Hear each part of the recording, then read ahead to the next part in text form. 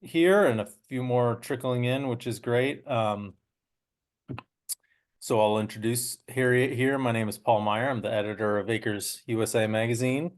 And our presentation and Q&A session today with Harriet Behar is going to focus on what farmers can do to help prevent fraud in the organic supply chain. And then Harriet's going to go over a few other things about changes to the organic program that I think will be helpful to folks. This webinar is sponsored by USDA's new TOP program, the Transition to Organic Partnership Program, which is a new initiative that I really encourage you to take a look at. It provides support to farmers who want to transition to organic, specifically including funding for certified organic farmers to serve as mentors for new and aspiring organic farmers. And both the mentors and the mentees get paid to do this. It's kind of a win-win. There's no real downside that I can tell. And maybe Harriet can talk about that just a little bit too.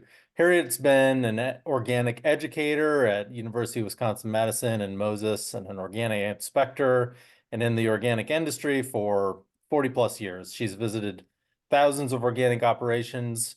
She was the chair of the National Organic Standards Board in 2019, and she's done myriads of written materials, webinars, in-person workshops, and she worked at what became Organic Valley for the first 8 years of their existence. And she and her husband still manage a certified organic farm that they've run since 1989 that we've been talking about here as we started up.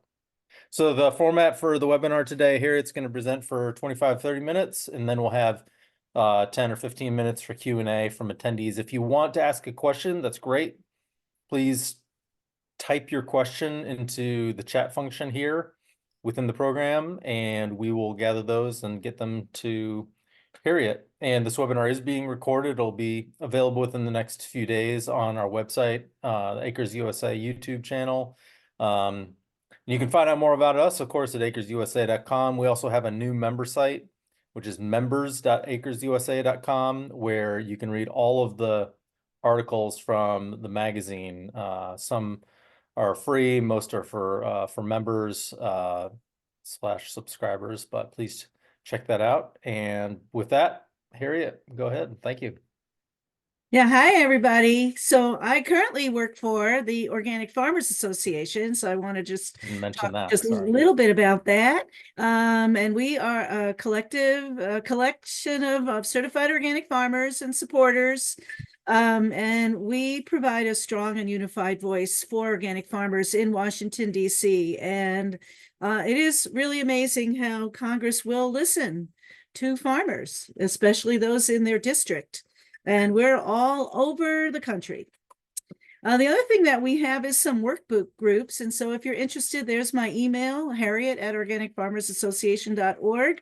Let me know where we get together and discuss things. Right now, we have one on organic dairy, one on organic crop insurance, and we're just starting up one to do some better interactions with NRCS. So we try to solve problems, and in the dairy and the crop insurances, actually, we've seen some positive changes based on our discussions internally on what problems need to be solved. And then we come up with some solutions, and then we go to the agencies, and believe it or not, we've made some progress. So that is very encouraging.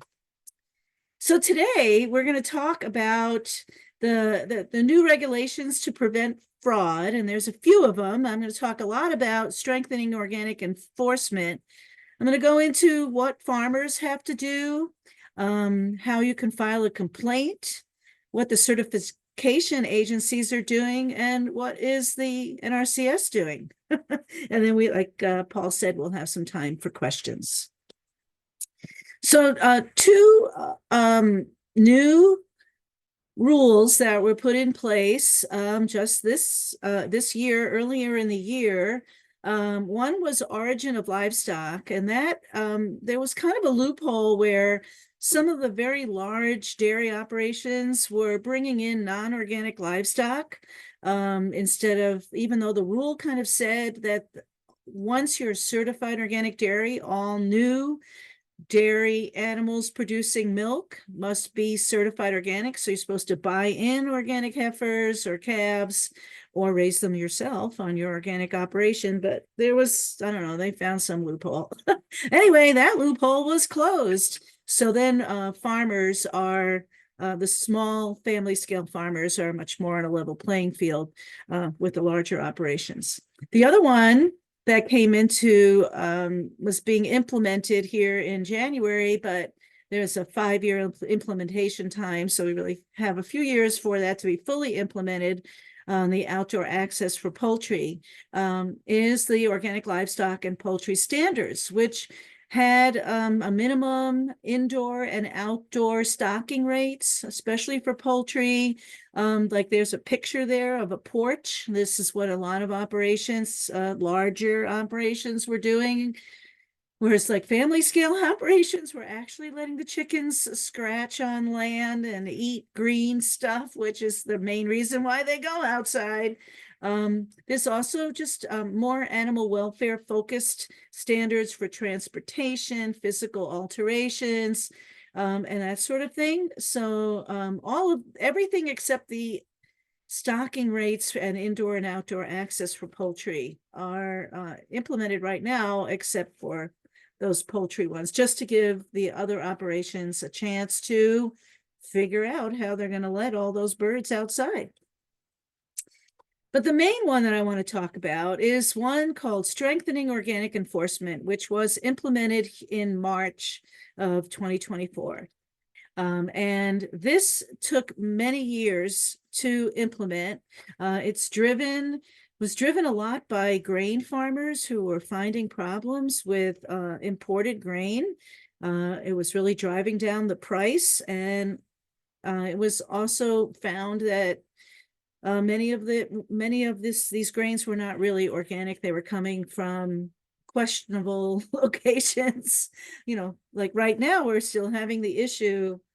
Although there's a few things in place that we're hoping it's gonna stop it, like a lot of organic soybeans coming from Ghana, which is an African country, which is food insecure for its own population and doesn't really have good oversight. And it seems like sometimes we're playing whack-a-mole. Once we close one area that's bringing in fraudulent grain, and that one was India, then they pop up somewhere else and we try to whack them down. But anyway, I will go over what the new rule does and what everybody's responsibility in the supply chain is to make sure that the consumers are buying true organic products, and that the domestic producers have a level playing field with true organic products. So, oops, try to get that.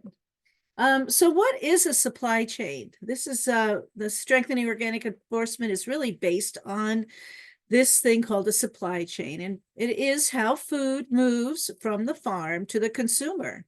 So there's a lot of parts. Basically, if you go from your farm to a farmer's market, that's a pretty small supply chain. But most of the food that we consume goes through, it could be stored in a different location. There's transportation, let's say from the farm to a cleaner, then from the cleaner to a processor, then from a processor to a warehouse. There's just a lot of handlers that are handling this food. And even if it's just cleaning it and packaging it, even if it's just storing it in bulk, there's a lot of things where the integrity of the organic product could be compromised if that handler is not aware of organic standards and is not following them. So basically, everyone in that supply chain except retailers have to be certified. So the retailers, unless they have kind of a commissary or processing facility offsite, there are some retailers that sell, let's say, branded bread, right? That's their bread, but the bakery is not on site. then that would be that retailer would have to have that off-site bakery certified. So basically, if they get bulk cheese and cut it into slices and put a label on it in the store that they're selling it in, then they don't have to get certified, even though they are technically kind of processing.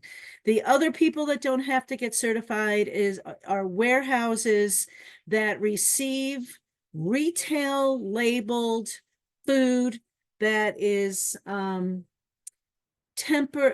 is completely sealed and has even like a tamper evidence seal on it. Other than that, everybody has to be certified because we want to prevent commingling with non-organic product, like in a bulk situation, or contamination from prohibited substances, and that could be sanitizers, pest management tools, and those kind of thing.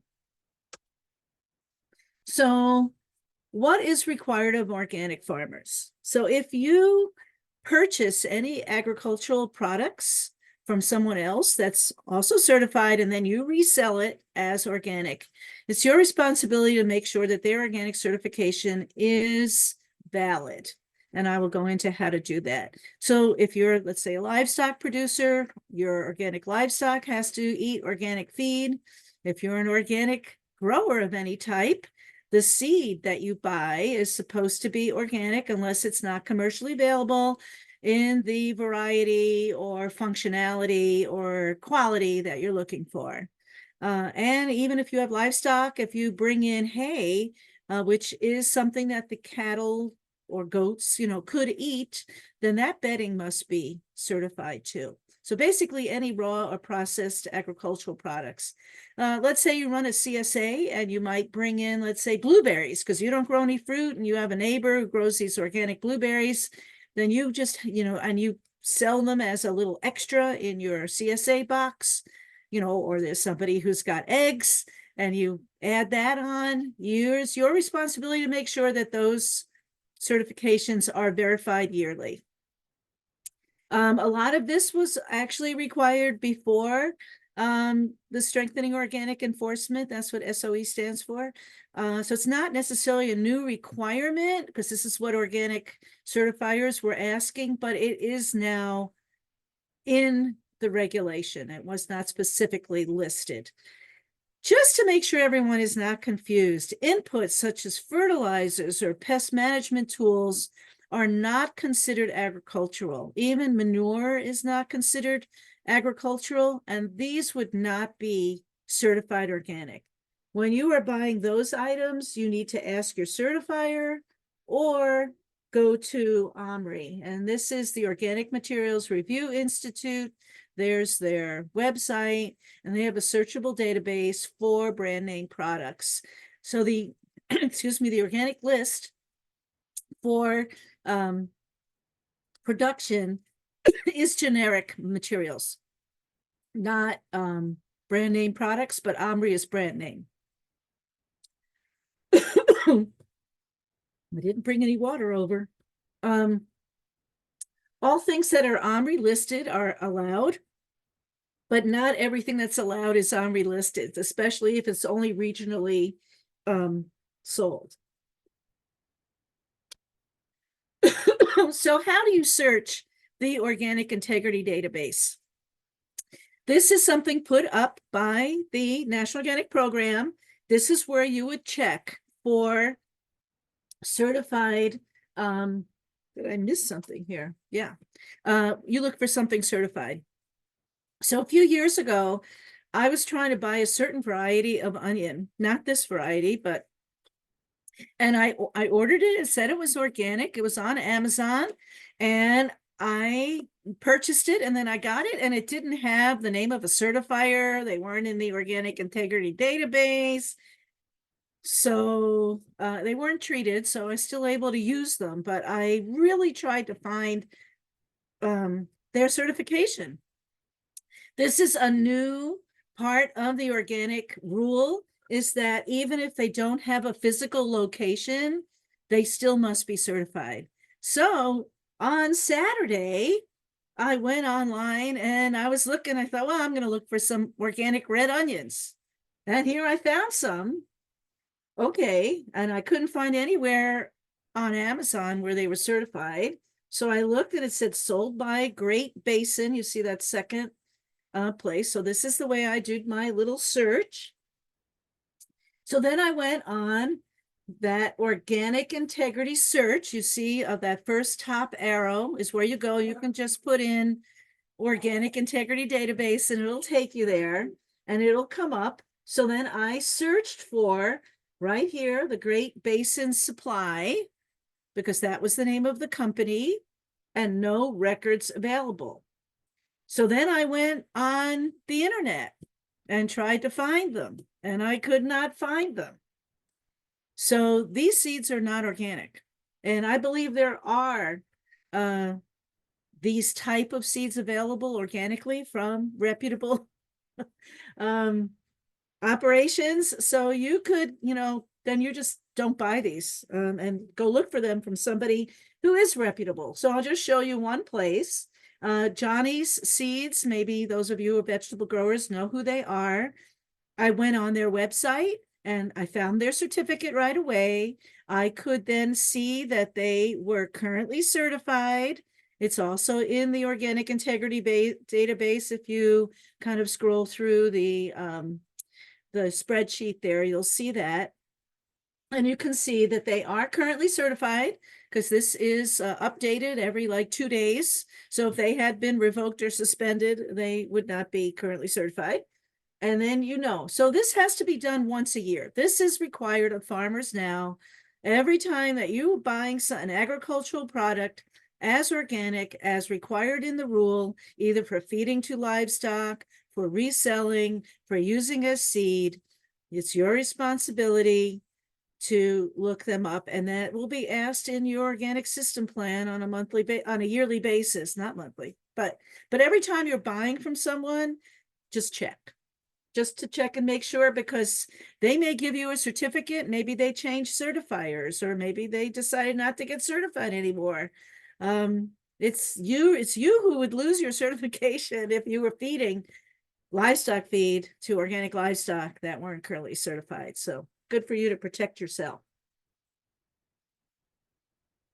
The other thing is that they now have defined fraud as deceptive representation. So if you're selling at a farmer's market and your neighbor is saying, we're, better than organic, or no spray organic or something, but they're not certified, that is now considered fraud by the USDA. So they can't, the word organic is basically owned by the USDA. So you can't put another modifier with it. You can tell your customers that, you don't spray or whatever you want to tell them, but you can't label it as organic unless you are certified organic or you sell under $5,000 a year as organically labeled product. And this would include your own roadside stand, a CSA, a farmer's market. You just really have to be careful about your labeling now, because someone could put in a complaint against you. Is it really truly organic? Is it pretty much organic? All of that's not going to be allowed. So basically, only people who are certified can use that organic label. Okay, so the other thing that the farmer has to have this organic fraud prevention plan, which is going to be part of your organic system plan that the organic certifier gives you. And it's going to ask you a lot of questions about, do you have any storage facilities off the farm? Because if it's let's say a company, let's say you're renting a bin on someone else's farm, that can be inspected as part of your certification. But if you work with your apple grower and you're storing apples in a climate controlled warehouse with, there's other non-organic apples in there, and it's just an open bin, that climate controlled warehouse used to not have to be certified, but now they do. If you have a soybean roaster who's taking your soybeans and roasting them and then bringing them back to you for feeding to your livestock, that soybean roaster, some certifiers were doing it under your certification in the past. That won't be allowed anymore. They have to be certified, which means they have their own organic system plan to make sure that they are not commingling and they know what materials are allowed in organic production. Food hubs are an interesting issue. A lot of times it's a mixture of both organic and non-organic. But if the food hub is not certified, then your organic vegetables or fruits lose their certification once they go through the food hub. That may not be an issue for you, but maybe it is. So that commingling is a big issue, and the way that they are doing pest control or whatever in their handling facilities. That's why we want them to be organically certified. The other thing is transportation does not necessarily have to be certified. Although some larger transportation, like rail cars, we really want them to be showing that they are handling the product correctly. Some affidavits are being used, but there's in some situations where the transport might have to be certified. If you're taking your animals to a sale barn and they are going to sell them as organic animals, that sale barn needs to be certified. And even if they have a kind of a holding area where the animals are being held before they go to the sale barn, that holding area needs to be certified. So there's a lot of new operations that need to be certified. So the other thing that farmers need to do is kind of have some knowledge about your buyer. If your buyer is going to then process your product and continue to sell it as organic or handle it in any way, all those places that I just listed, the climate controlled warehouses, the sale barns, they all need to be certified. And here's like an example. If let's say somebody is just a warehouse and they're handling produce, because this type of clamshell, you notice it's open to the ambient air. If they were handling that type of retail packaged product, that warehouse would still have to be certified because it is open. And it's not tamper evident either. So no, we couldn't tell if they took some of the tomatoes out and put non-organic tomatoes. I mean, that'd be a lot of work, but because it's not, the integrity of the organic product cannot be verified when it's not sealed or tamper evident. The other thing that farmers can do is file a complaint. There's a lot of people that feel that, they drive by someone and they know they're certified organic, but then they see some spray. And as an organic inspector, I heard a lot about this, or certifiers sent me out from people who had complained. And sometimes it was a problem and sometimes it was not. But I'm going to show you how to put in a complaint with the National Organic Program. That's what NOP stands for. Anytime if you have pictures, especially if you can go back later and show that there's been herbicide damage to that field, that's much better than just kind of saying, I think this guy's cheating. Now, do we all want to be like, tattling on our neighbors? Not necessarily, but as a certified organic producer, you want a level playing field, and it really isn't fair for you to be following all the rules and someone not, and them getting the same premium as you.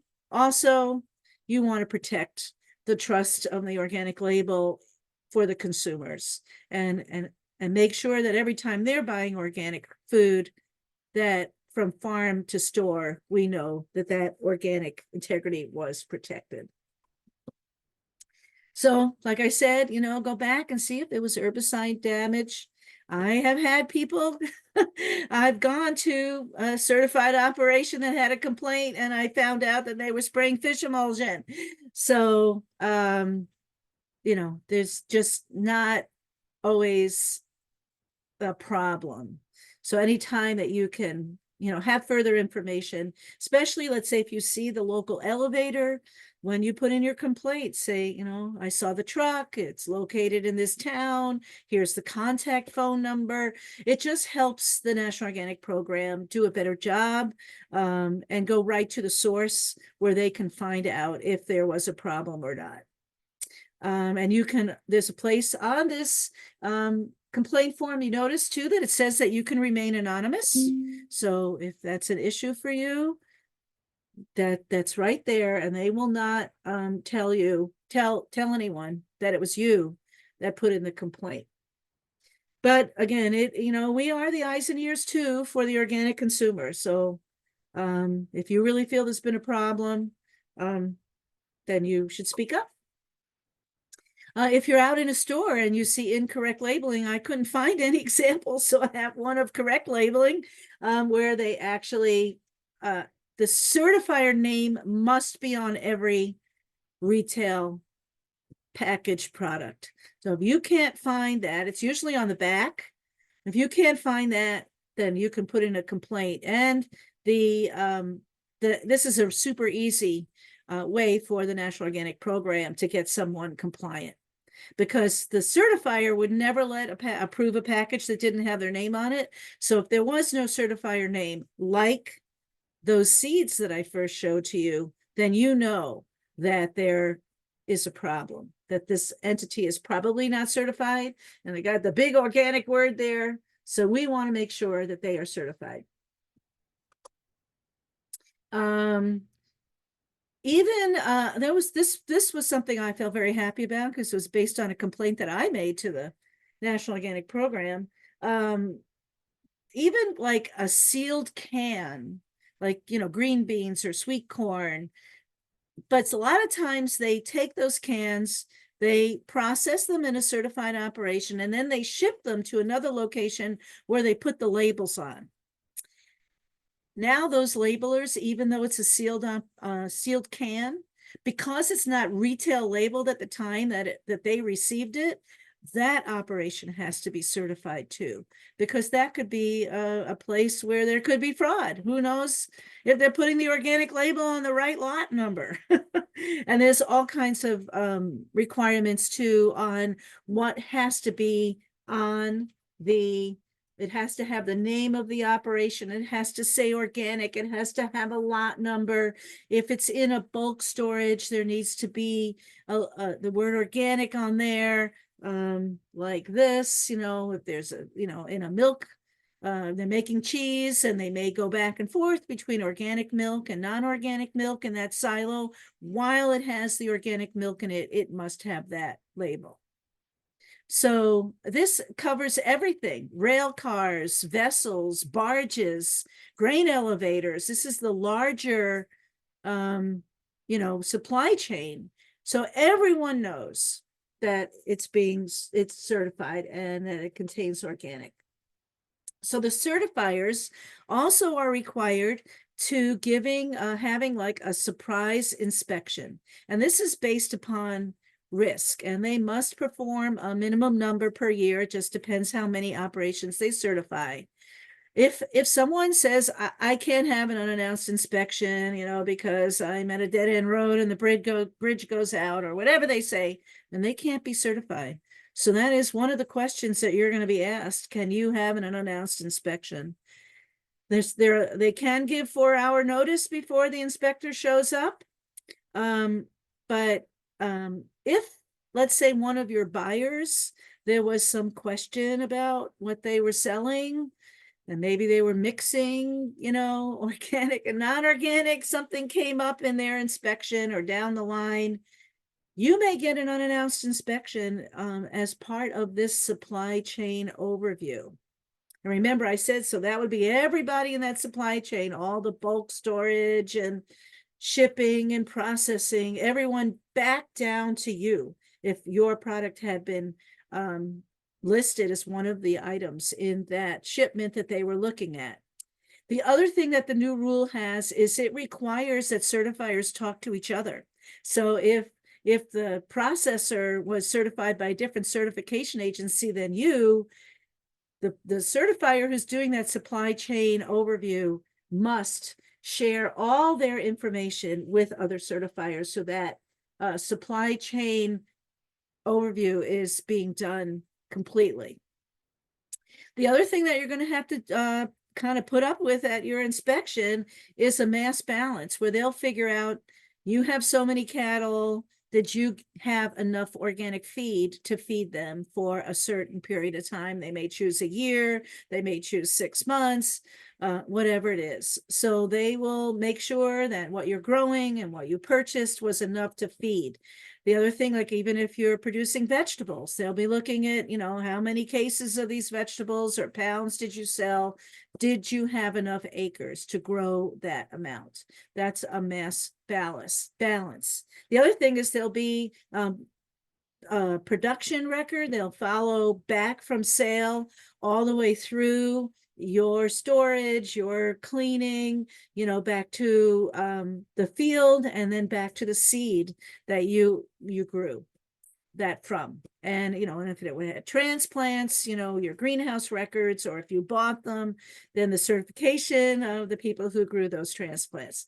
So there's a trace back audit and a mass balance audit that is required. So what is the National Organic Program doing? Well, they are, of course, doing this oversight. And I was just at the National Organic Standards Board meeting, and they are even starting to do some testing of imported grains, because this has been a big issue with questionable grains coming into our organic market here in the United States. So they're doing some spot testing. They've never done this before.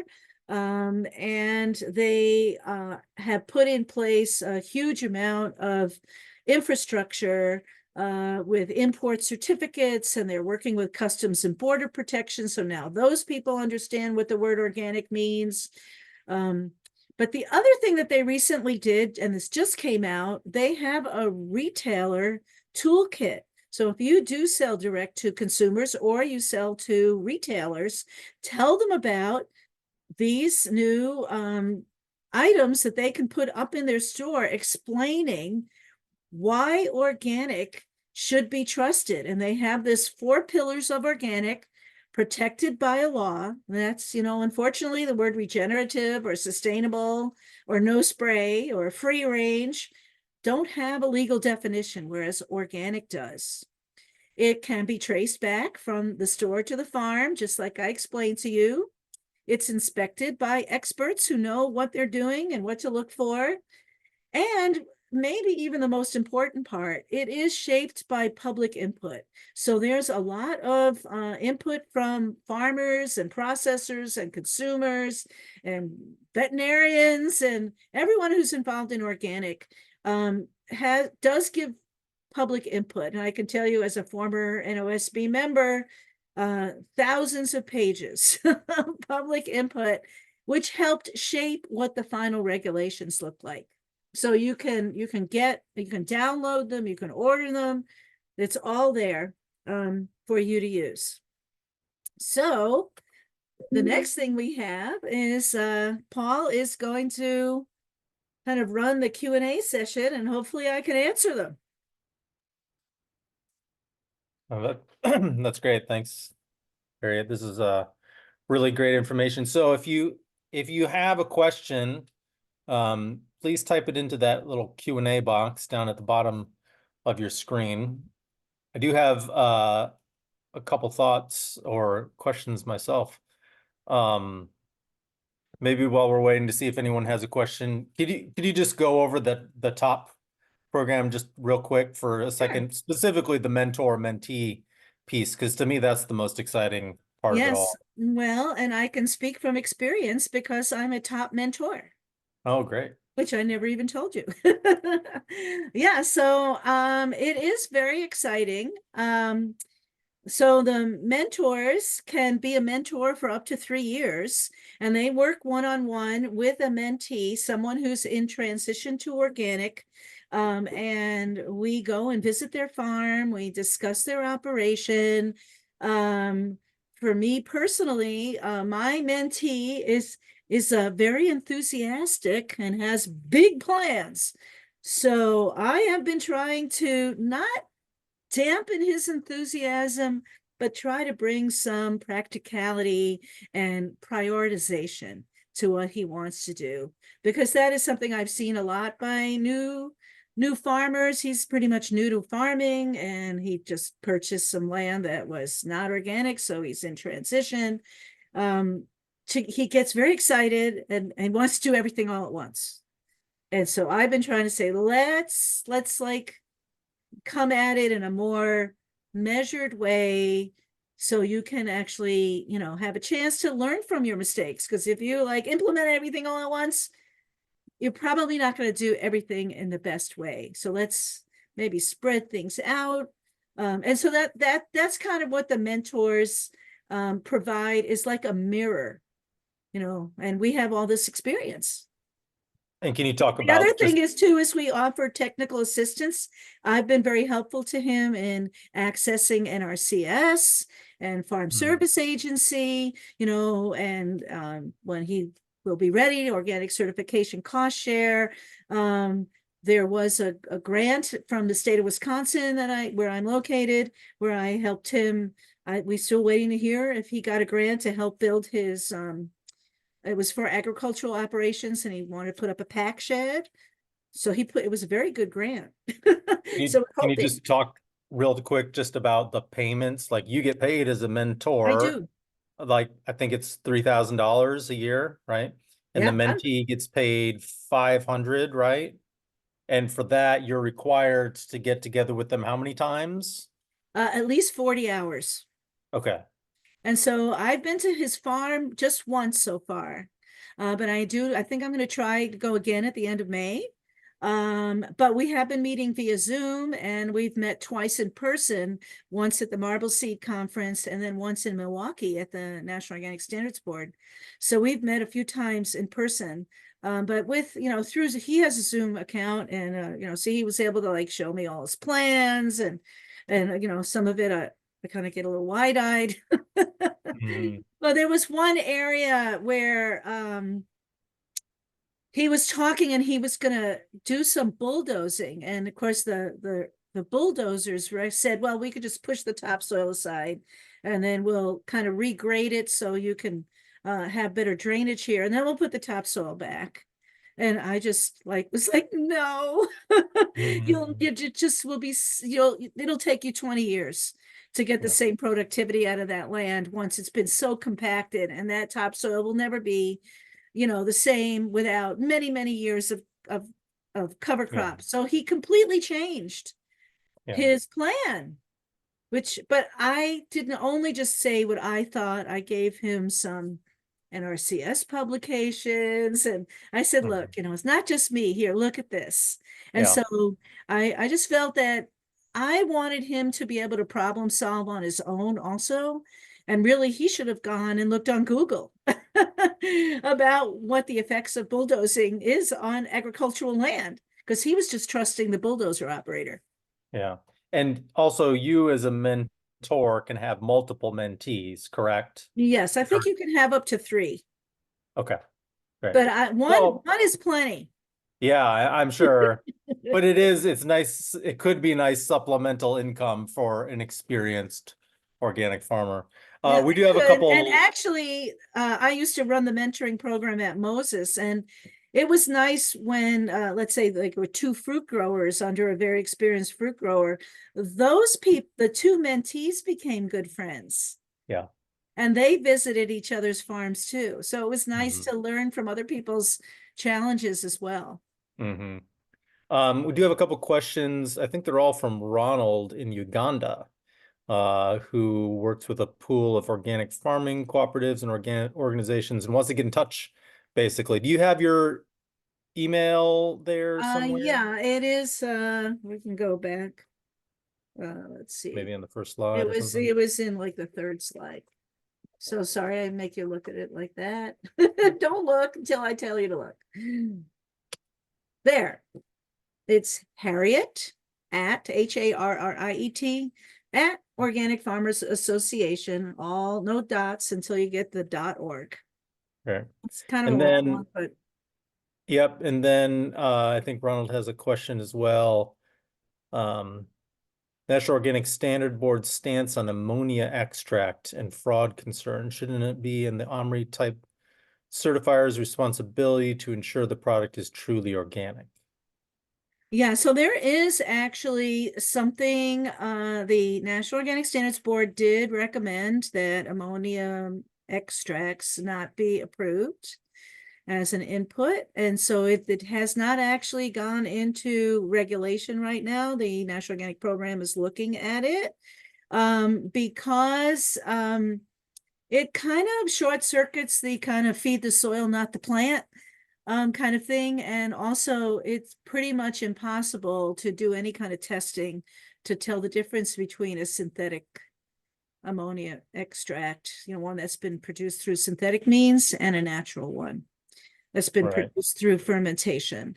So we are a little bit in a limbo land right now on ammonium extract, Yeah, but there is a product, I think it's called Solugen, I'm which is not a new familiar with it. product that's made from, I think from pig manure, but it's an ammonia extract, but it is organic certified right now. Well, So organic approved.